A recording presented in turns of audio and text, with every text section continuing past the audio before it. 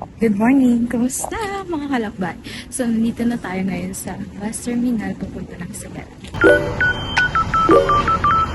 Yung bus na yan is may biyahe from time to time. So, sa umaga may alas 5, alas 8, alas 10, and sa hapon naman is may alauna at alas 5. Register muna kami. And finally, may bus ticket na rin to travel. So, nailagay na nga namin yung mga gamit namin. And bibili kami ng snacks. Dito pa rin kami sa terminal. So, maghanap kami ng snacks namin. Sana bulk, oh. So, hindi namin alam kung anong pipiliin talaga na. Ano ba? Eto. So, nakabili na kami ng snacks. And, pupunta na kami sa bus! For today's video, samahan niyo ko sa isang peaceful and unforgettable trips ko here in Sagada.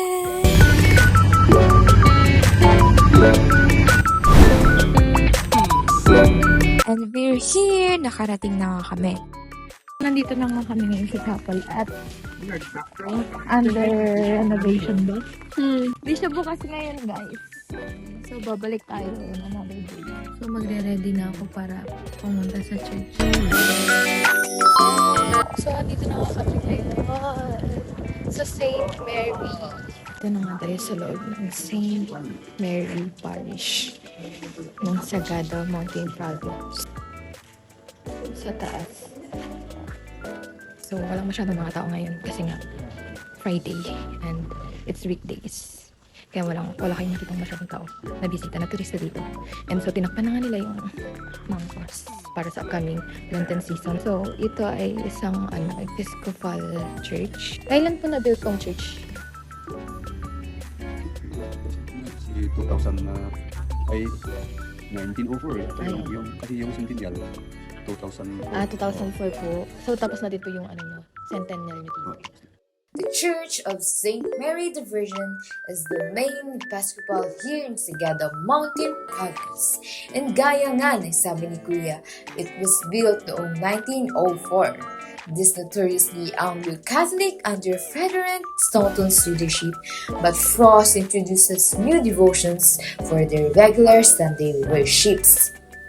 And isang mahalagang kaalaman, during the Marcos dictatorship in 1983, refugees fleeing the Blue Massacre were forced to take refuge dito sa church nila.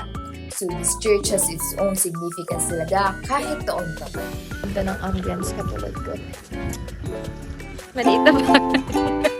So, ang ganda nga ng view dito, guys. Makikita nyo yung baka doon sa baba. Umalis na kami sa St. Mary Parish ng Sagada. So, next step naman is St. Mary the Virgin Cemetery. Paakyat na naman dito. Oh my gosh. Alam nyo, kahit na nakakapagod yung paakyat dito, kapag makikita mo yung view, sobrang ganda and ma-amaze ka talaga kasi sobrang, alam mo yung refreshing kahit na sobrang haggard mo na nakakaakyat. Hello po!